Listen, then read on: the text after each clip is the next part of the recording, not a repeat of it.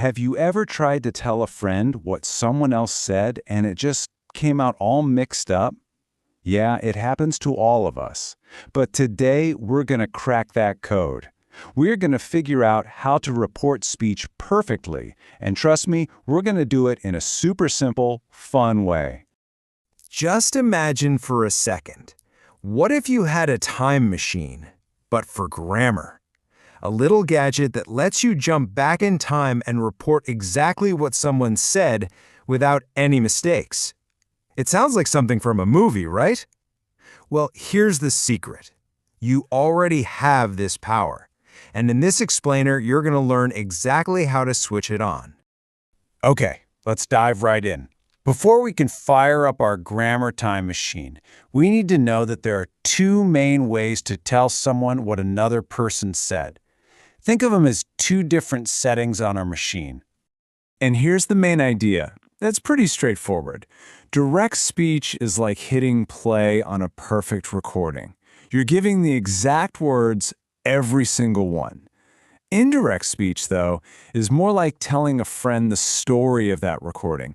You're getting the meaning across, but not necessarily word for word. Now, take a close look at this example. See those little marks around "where is her bag"? Those are quotation marks, or inverted commas. They're your big clue. They basically act like a little bubble, trapping the exact words Priya said. It's like a perfect snapshot in time. All right, here we go. This is where our time machine idea really comes to life. You're about to see how reporting something someone said is exactly like being a time traveler. So, how does this time machine work? It's simple. Whenever you see a reporting word, like said, asked, or told, that's the on switch for the time machine. The moment you press that button, you have to take the main action word, the verb, and push it one step back into the past. And check this out. This is basically the control panel for our time machine. It shows you exactly what happens. So if someone says, "I am playing right now," when we report it later, it becomes "he was playing." See that?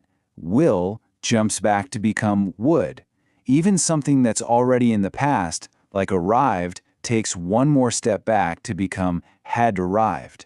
It's always just one step back in time. Let's see a real example. Anaya says, "I have finished my homework." But when we tell someone about it later, we use our time machine word, said. And that immediately pushes have finished one step into the past. So it becomes had finished. See how that works? We've just traveled into the grammatical past. But hang on a second. What happens when our super powerful time machine runs into something that's, well, always true? A fact that just doesn't change. Let's see what happens next. These are what we call universal truths. Things like the sun rises in the east or scientific facts. They're things that were true yesterday, are true today, and will be true tomorrow. They're basically timeless. Now, this is the really interesting part. Look at this sentence. Even though we use our time machine word, said, the verb loves doesn't change to loved. But why? Well, because it's a universal truth. Think of it like this. Our time machine is powerful, but it's not powerful enough to change a fact that is true forever. Time just stands still. And the exact same rule is true for historical facts.